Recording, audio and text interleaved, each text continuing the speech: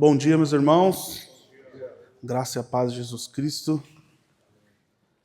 Que Deus possa continuar nos abençoando e falando conosco, como já tem feito por meio do louvor, das orações. Deus continue falando conosco através da sua palavra. Vamos ler um texto em Êxodo capítulo 12. Êxodo 12, versos de 1 a 13.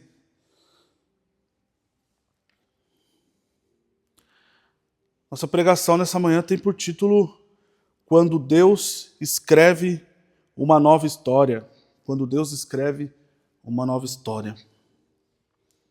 Diz assim: Disse o Senhor a Moisés e a Arão na terra do Egito: Este mês vos será o principal dos meses. Será o primeiro mês do ano. Falai a toda a congregação de Israel, dizendo: Aos 10 deste mês, cada um tomará para si um cordeiro segundo a casa dos pais, um cordeiro para cada família. Mas se a família for pequena para um cordeiro, então convidará ele o seu vizinho mais próximo, conforme o número das almas, conforme o que cada um puder comer. Por aí calculareis quantos bastem para o cordeiro. O cordeiro será sem defeito, macho de 1 ano. Podereis tomar um cordeiro ou um cabrito, e o guardareis até o 14º dia do mês. E todo o ajuntamento da congregação de Israel o imolará no crepúsculo da tarde. Tomarão do sangue e o porão em ambas as ombreiras e na verga da porta, nas casas em que o comerem.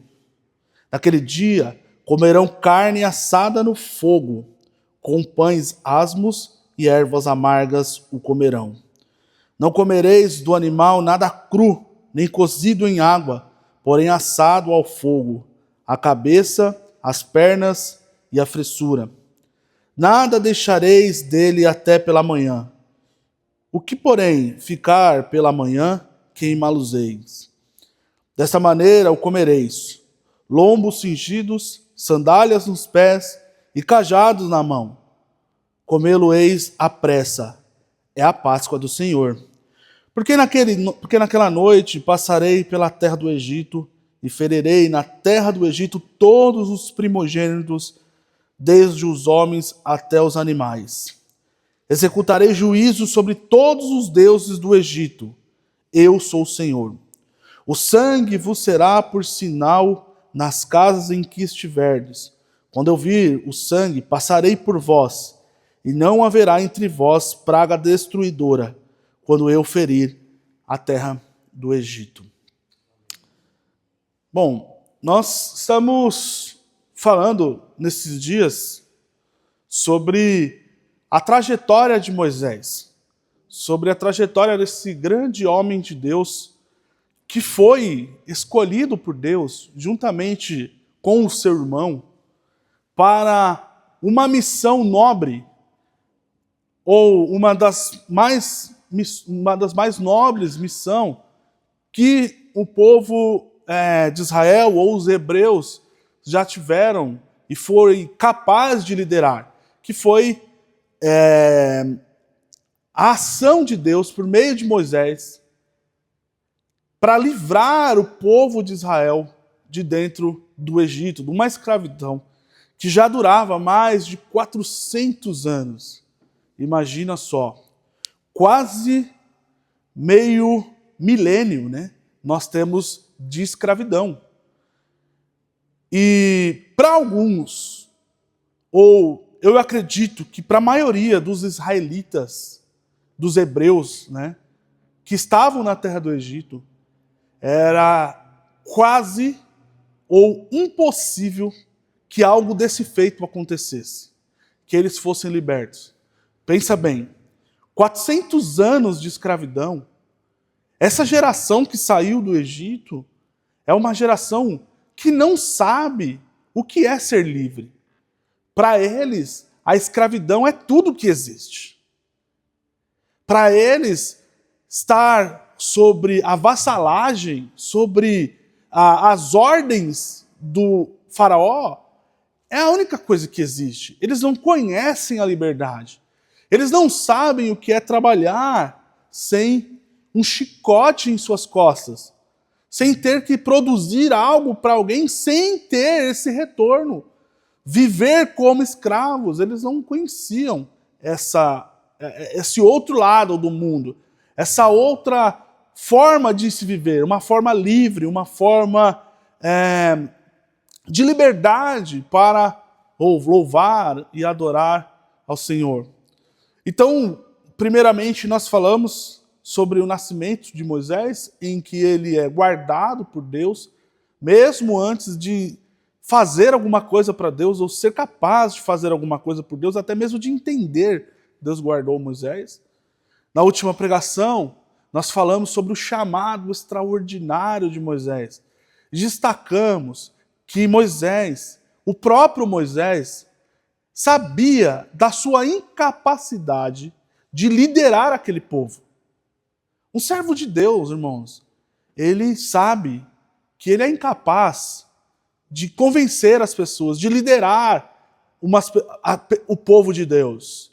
Mas, ao invés de conhecer e de expor diante de Deus a sua incapacidade, Moisés teve que aprender que Deus é aquele que capacita o homem e a mulher comum, homens, mulheres, pessoas comuns, para chamados extraordinários.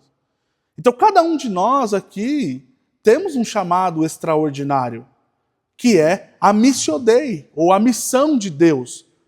Deus executa a sua missão por meio de nós. Veja, no Novo Testamento vai dizer que até mesmo os anjos desejaram fazer isso. Mas essa missão, a Missio Dei, a missão de Deus, que é a reconciliação do perdido com Deus, foi dada como mediação à igreja. Nós que estamos aqui, pessoas falhas, incapazes, né? Ou até mesmo aqueles que são mais capazes intelectualmente. Deus usa todo mundo, né? E Ele sempre vai nos dar estratégia e direção. Então todos nós destacamos, fomos chamados para essa missão.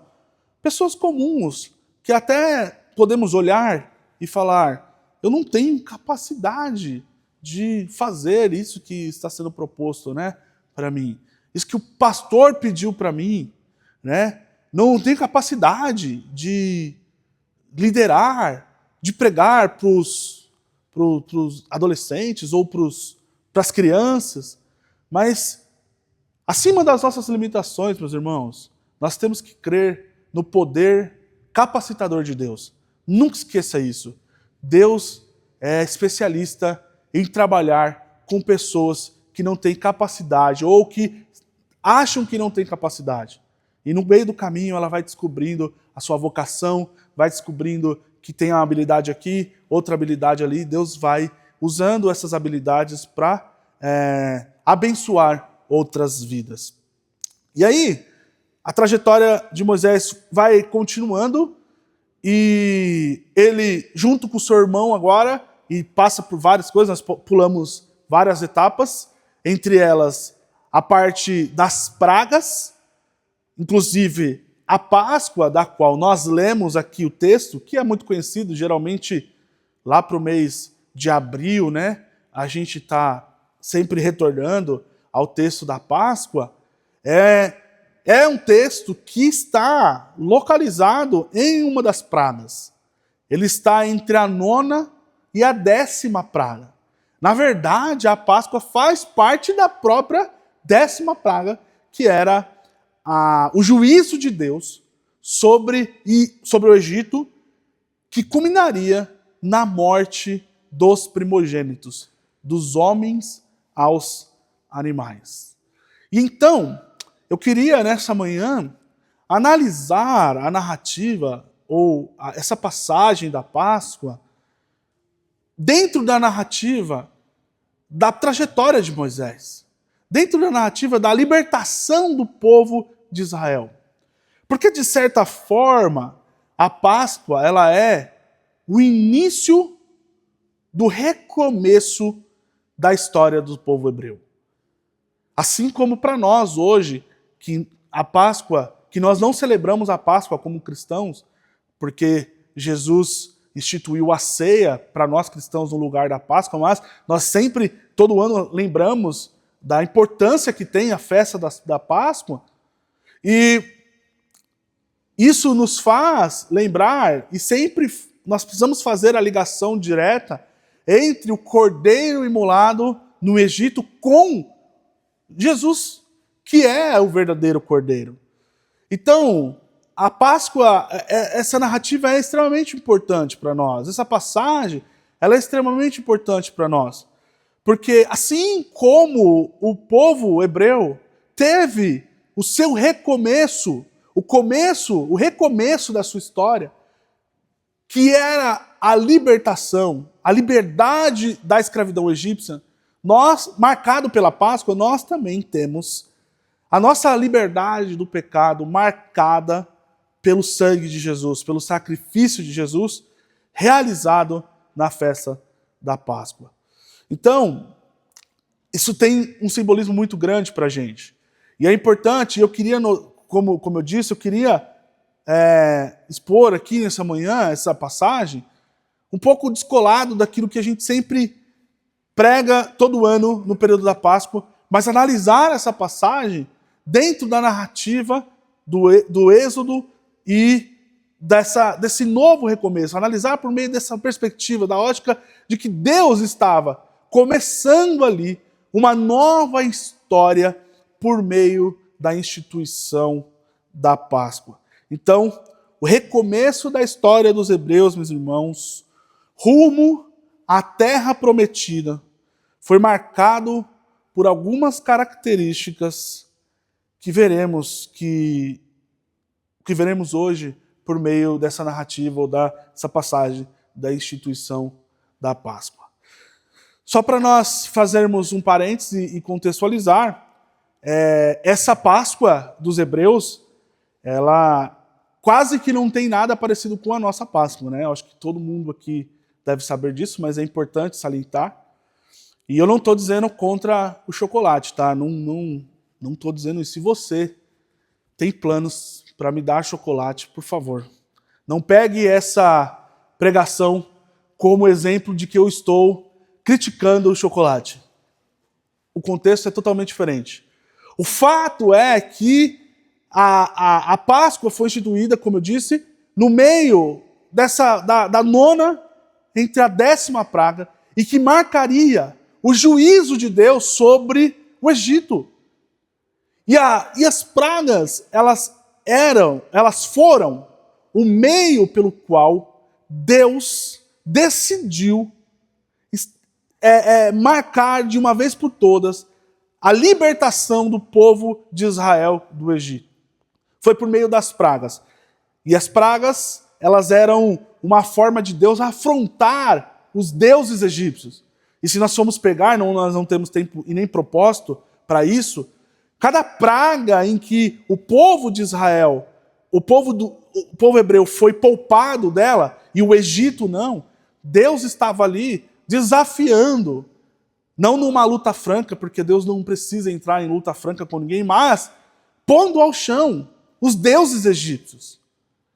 Então, quando ele derrota todos os deuses egípcios e culmina com a morte dos primogênitos, Faraó, ele olha e fala: pelo amor de Deus, sai daqui, pega as suas coisas, pega a mala e foge daqui, some da minha frente, some daqui, pega o seu povo. Moisés, pega, é isso que você quer? Então pega e some da minha frente. Aí nós sabemos que mais à frente eles estão saindo, ele vai desistir dessa ideia, que vai culminar com a abertura do Mar Vermelho. Mas ele toma a decisão de libertar o povo por meio das pragas. Deus usou as pragas para se estabelecer como Deus verdadeiro, o maior, e derrotar os deuses egípcios, fazendo com que Faraó cedesse a libertação definitiva do povo de Israel. Então, como eu disse, esse novo começo, esse recomeço, foi marcado por algumas características. E a primeira característica que esse recomeço foi marcado é que ele foi marcado por sacrifício. Olha o que o verso 3 e o verso 6 vai dizer. Fala a toda a congregação de Israel, dizendo: aos 10 deste mês, cada um tomará para si um cordeiro segundo a casa dos pais, um cordeiro para cada família. Verso 6, e o guardareis até o 14º dia do mês, e todo o ajuntamento da congregação de Israel o imolará no crepúsculo da tarde. Então, meus irmãos, das 6 horas da tarde, ou das 18 horas, até a meia-noite, a Páscoa deveria acontecer. No primeiro mês do ano que foi estabelecido por Deus, né, ele acaba dando uma mudada no calendário, né, porque é Deus que manda nas estações e no tempo e no calendário. E ele institui a Páscoa, e essa libertação, esse novo começo, ele foi marcado por sacrifício. Israel precisava saber que o que Deus estava fazendo neles e por meio deles, exigia deles uma perca. Nesse caso seria o cordeiro. Eles teriam que pegar um cordeiro sem mancha, sem mácula, um cordeiro perfeito, novinho, preparar ele durante um período de tempo para fazer, no período da Páscoa, neste dia em que Deus iria passar, porque Páscoa do original é passar por cima. Fazer, nesse dia que o Senhor ia passar e julgar o Egito, fazer com que o sangue desse cordeiro fosse uma libertação para o povo hebreu. Mas eles precisavam saber que, por mais que para eles e para nós não custe nada, para alguém teve que custar. Alguém pagou por nós, pela nossa vida. E eles precisavam saber disso. Eles precisavam saber dessa verdade. Mudança, recomeço, só vem por meio da perca, por meio de sacrifício. Não tem como não perder algo em um recomeço. Quem já terminou um relacionamento, por exemplo? Óbvio que eu não estou falando de casamento, né? Que não é para terminar. Mas um namoro, um noivado de longo tempo, sabe quanto é dolorido o recomeçar sem essa pessoa que durante muitos anos você fez planos de entrar aqui de noiva, de noivo em casamento, ter um matrimônio com essa pessoa e terminar esse relacionamento por algum motivo, seja lá qual for ele, sabe como é difícil. A nossa vida é assim, meus irmãos, igual a vida dos hebreus. Nós, para recomeçarmos, e Deus, para fazer novos começos em nós, nós precisamos perder. Há um sacrifício. Quem precisa mudar de emprego, por exemplo, sabe quanto é difícil ter que tomar essa decisão de largar o emprego antigo, que você já está estabilizado, a não ser que você não queira de fato, né, de jeito nenhum estar mais naquele serviço, mas quem troca um emprego sabe como é difícil também ter que largar, deixar para trás, perder algo para encontrar algo novo. Quem vai casar, né, Eric e Ju, já devem estar sentindo, né, as dores de ter que deixar a sua casa, deixar a vida de solteiro. Mas eu asseguro para vocês, a vida tem a música secular que diz que vida de casado é bom, mas só perde para de solteiro, né?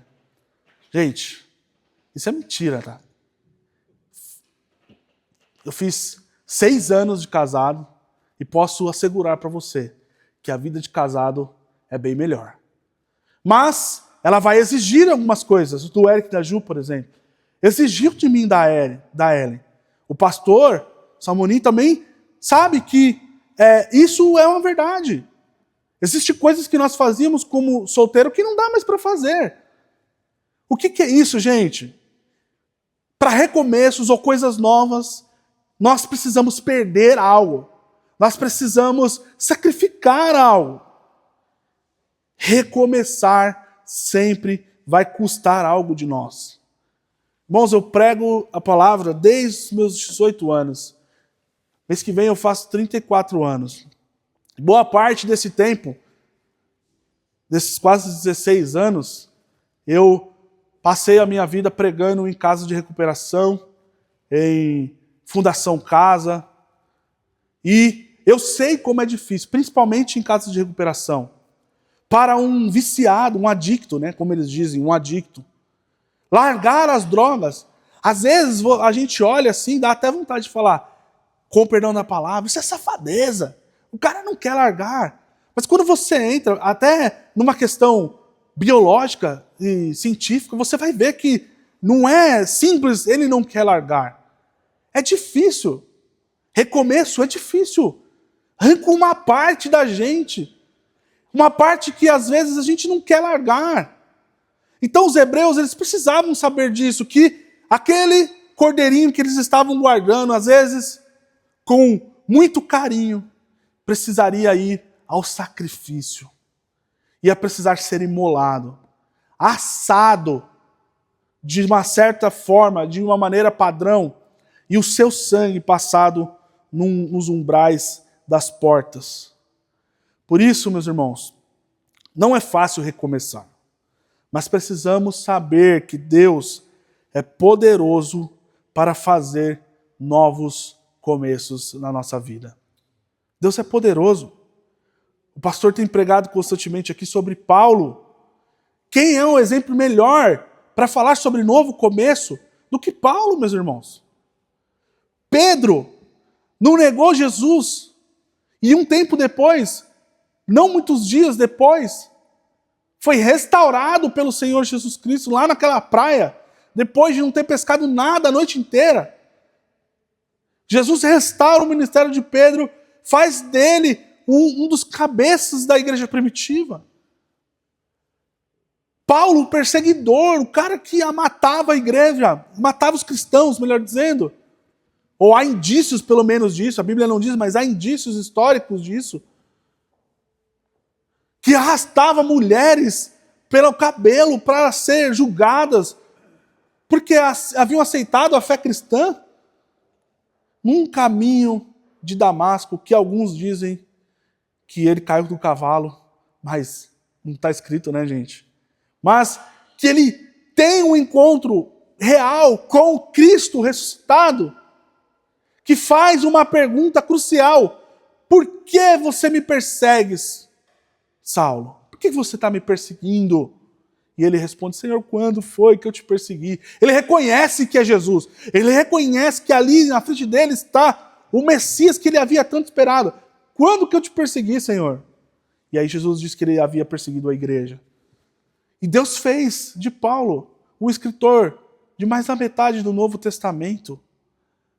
O missionário dos gentios. Então, muito provavelmente, se o evangelho chegou a nós aqui e não ficou restrito a Jerusalém, muito se deve ao apóstolo Paulo, o apóstolo dos gentios. Mas se ele era um perseguidor, Deus é especialista em novos começos, em nos dar uma nova esperança para a nossa vida, em reescrever a nossa história. Óbvio, quando eu digo que Deus reescreve a nossa história, eu não estou dizendo teologicamente que Deus foi pego de surpresa. Agora eu preciso reescrever. Não, que esse próprio recomeço já está no decreto eterno de Deus. Fato, irmãos, para nós concluirmos esse ponto, é que nós precisamos perder para recomeçar. E não é fácil. Perder não é fácil, né, gente? A gente não gosta de perder. Às vezes, quando a gente vai na casa do pastor lá, eu vejo eles jogando Mario Kart, não gosta de perder nem no Mario Kart. Vejo os jovens jogando, né, os jogos de tabuleiro lá na sala dos jovens não gosta de perder nos jogos de tabuleiro. Para nós perder é difícil, mas para recomeçar, perder é necessário. Nós temos que deixar algo. E eles precisavam saber disso. Então esse é o primeiro ponto, irmãos. Essa é a primeira coisa que nós precisamos saber. Recomeço exige de nós que percamos algo. Segundo ponto. Eles precisavam saber que enquanto eles estavam no Egito, que é o símbolo do mundo, enquanto nós estivermos no mundo, não há o que comemorar. Não há o que se alegrar. Olha o que o verso 8 vai dizer. Naquela noite comerão a carne assada no fogo, com pães asmos ou pães sem fermentos, e ervas amargas comerão. O povo hebreu precisava saber que enquanto eles permanecessem no Egito, eles não teriam motivação ou motivo para comemorar. Por isso o motivo das ervas amargas. As ervas amargas, o pão sem fermento. Porque imagina você comer um pão sem fermento, né? Imagina você comer uma erva amarga. Uma carne com erva amarga. Que lembraria a eles o tempo de escravidão. O tempo amargo. Irmãos, nós precisamos sempre voltar às ervas amargas. Para lembrar o quanto o mundo é ruim. Por mais que pareça bom, por mais que pareça palatável, o mundo nos escraviza. O pecado nos escravizou. Durante quanto tempo o pecado e o mundo, liderados por Satanás, nos escravizou. Precisamos voltar às ervas amargas, meus irmãos. As ervas amargas nos lembrava a eles quanto o Egito era ruim.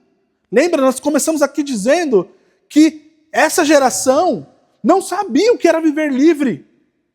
Então, para eles, a escravidão era tudo que restava. A escravidão era tudo que existia. Eles não conheciam outro mundo.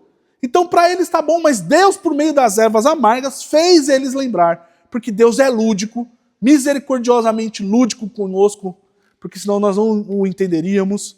Fez com que eles lembrassem de quanto aquele tempo foi ruim.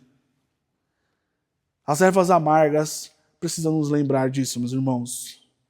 O quanto o tempo no mundo é ruim. Para nós nunca queremos voltarmos para lá. Nunca desejarmos mais voltar para lá. Amargor me lembra das minhas noites de febre quando eu era criança. Eu lembro que, por diversas vezes eu lembro dessa cena. De eu acordar a minha mãe ao longo da noite, falar, mãe, eu tô ruim, tô com febre, tô com o corpo doendo. E minha mãe, generosamente, pingar aquelas 40 gotas de dipirona, que é uma delícia, né?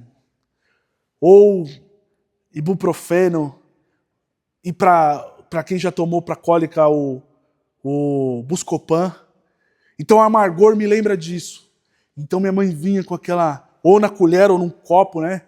E ela já sabia, porque ela vinha com a dipirona e, ao mesmo tempo, já com um pouco de água. Porque eu tinha que tomar um pouco de água para passar aquele amargor. E aquele amargor me lembrava que eu estava doente. Lembrava que eu estava ruim, que eu precisava de uma cura. As ervas amargas lembrava da doença do mundo, da doença do pecado. Por isso que nós precisamos, irmãos, voltar, às vezes, às ervas amargas. Voltar a viver, a ver como o mundo é ruim. Tem uma história que diz que um homem muito rico de uma cidade, o mais rico da cidade, todo dia, no final da tarde, ele entrava para dentro de uma espécie de caverna. Não era uma caverna, mas era um buraco, assim, todo dia. Então, todo dia ele era conhecido por entrar naquele lugar. E aí, um certo dia, os meninos da rua, olhando aquilo, ficaram curiosos e seguiram aquele homem, o homem mais rico da cidade. Então, quando entraram naquele lugar, naquele buraco, viram aquele homem vestido com uma roupa rasgada e sujo. E aí perguntaram para ele por que aquilo. E aí ele respondeu: eu me visto assim, num período do dia, todos os dias, para lembrar da onde Deus me tirou. Às vezes a gente precisa vestir essas roupas. Às vezes a gente precisa, como o povo de Israel, rolar nas cinzas. Sabe? Não literalmente, óbvio. Rasgar as vestes. Também não literalmente. Mas lembrar de onde Deus nos tirou, irmãos. O mundo é amargo. Ele nos escraviza. Ele dita pra gente. Por que Deus mudou o calendário do povo? Por que Deus foi quem estabeleceu o primeiro mês do ano que ia ser a Páscoa para os judeus? Porque Deus estava dando um recado. É Ele quem manda no nosso calendário. Ele quem manda na nossa agenda. Ele quem manda na nossa organização, meus irmãos. A agenda do mundo nos escraviza. O calendário do mundo nos escraviza. As pessoas olham um workaholic, por exemplo, e elogiam essa pessoa. Ele é bem visto. Uma pessoa que não tem tempo nem para passar com seus filhos, não vê seus filhos crescerem, ele é bem visto. Não tem tempo de vir à igreja, não tem tempo de qualidade com sua família. É escravizado por uma agenda mundana que diz que ele precisa produzir cada vez mais e o seu valor está naquilo que ele produz. Então Deus vem e muda a agenda, muda o calendário para mostrar que nós estamos enquadrados na agenda e no calendário de Deus. Que há tempo para todas as coisas, para trabalhar, para servir ao Senhor, para estar em comunhão com os seus irmãos. O amargor, irmãos, das ervas lembrava o quão o Egito tinha sido ruim. Então, enquanto eles estivessem lá no Egito, não tinham o que comemorar. Enquanto nós estamos escravizados pelo mundo, não tem o que comemorar. Mesmo que você tenha uma carreira de sucesso, mesmo que a pessoa tenha uma carreira em que invejável, vamos dizer assim. Nossa, como ele é bem sucedido. Mas enquanto ele ainda está escravizado por suas vontades, não tem comemoração, é erva amarga. O mundo está amargando a vida dessa pessoa. E eles precisavam saber disso. Por último, além de saber que o recomeço foi marcado por uma perca, por sacrifício, e também de que enquanto estamos ligados ao mundo, ligado ao Egito, não há o que comemorar, nós temos também que saber que esse recomeço, meus irmãos, foi caracterizado por uma expectativa ansiosa de abandonar o velho em direção à promessa de Deus. Abandonar o velho Egito em direção à promessa de Deus. Verso 11 diz: desta maneira o comereis, lombos cingidos, sandálias nos pés e cajado na mão. Comê-los-ei à pressa. É a Páscoa do Senhor. Lombo cingido, porque eles usavam uma roupa comprida, né? Não tinha essa divisão como nós temos. Isso atrapalhava na hora de correr, na hora de caminhar, na hora de batalhar. Então, lombos cingidos é eles levantar, né? Eles colocavam que não era vestido, né? Mas para que a gente entenda um vestido, eles colocavam na cinta deles, aqui no cinto deles, para ter mais mobilidade. E Deus diz para eles o porquê disso, porque vão comer à pressa. A Páscoa não era uma refeição estilo os churrascos aqui da igreja, meus irmãos, que a gente fica aqui conversando, né? Horas conversando. Não. Eles não podiam comer sem estar preocupado com o que viria amanhã. Porque eles tinham que começar a preparar 18 horas e meia-noite, no máximo, o sangue teria que já estar nos umbrais da porta, porque Deus iria passar sobre o Egito. Então tinha que ser com pressa. Por isso que porque o recado que Deus está dando eles tinham que ter essa expectativa de sair logo do Egito para ir em direção à Terra Prometida. Mais uma vez, eles teriam que estar entre a tensão de viver no comodismo do Egito, lembrando que eles não conheciam outra forma de vida. O comodismo de estar no Egito ou a fé de crer na promessa de Deus, na palavra de Deus, rumo à Terra Prometida. Meus irmãos, a nossa vida precisa ser marcada por essa expectativa de alcançarmos a Jerusalém celestial, de alcançarmos o fim da nossa vida, o alvo da nossa vida, a Jerusalém celestial. Nossa moradia fixa não é aqui. Então por isso fazemos refeições às pressas. Vivemos como peregrinos nessa terra. A nossa expectativa deve ser não ficar aqui, mas estar rumo à Nova Jerusalém. Deus nos chama a isso, a essa expectativa ansiosa. Eu sei que todos nós temos expectativa sobre a vida, porque se nós não tivermos expectativa, nós morremos. Somos um cadáver ambulante. Todo mundo gera expectativa. O estagiário de ser efetivado, os noivos de casar, os casados talvez de ter filho, o universitário de se formar. Nós temos expectativa. O que se formou querer arrumar um emprego logo. Todos nós temos expectativas e tudo bem por isso. Mas encontrarmos com Cristo é a nossa expectativa acima das expectativas. Então, eles precisavam saber que a saída deles estava marcada por essa ansiosa expectativa de encontrar a Terra Prometida. Eu quero terminar essa pregação concluindo, dizendo, meus irmãos, que a Páscoa ela é somente um prelúdio do verdadeiro recomeço da humanidade.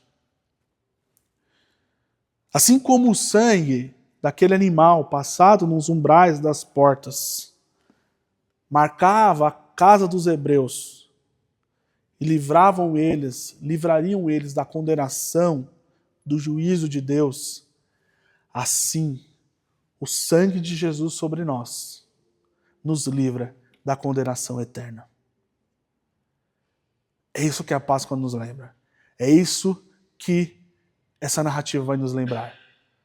De que o sangue é o único meio de nos salvar.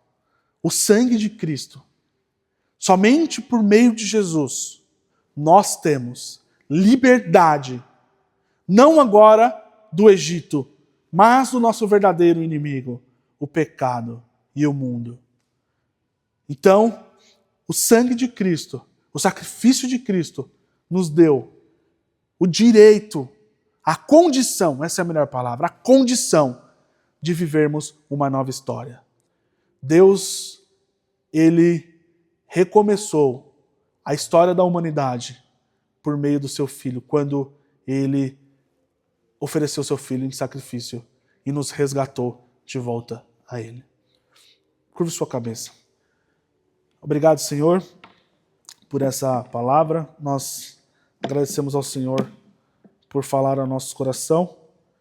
Deus, nós sabemos que é difícil perder, mas nós pedimos a Ti, Deus, que o Senhor nos ajude neste processo, ó Deus, para que nós possamos, ó Pai, honrar ao Senhor com a nossa vida, nos livrando, ó Pai, daquilo que pode nos amarrar nessa terra ainda, para, Deus, pregarmos o Seu Evangelho e poder, ó Pai, proclamar que o sangue de Cristo, Pai, ainda está por salvar almas e vidas perdidas nessa terra. Nós agradecemos a Ti, Pai, em nome de Jesus Cristo. Amém.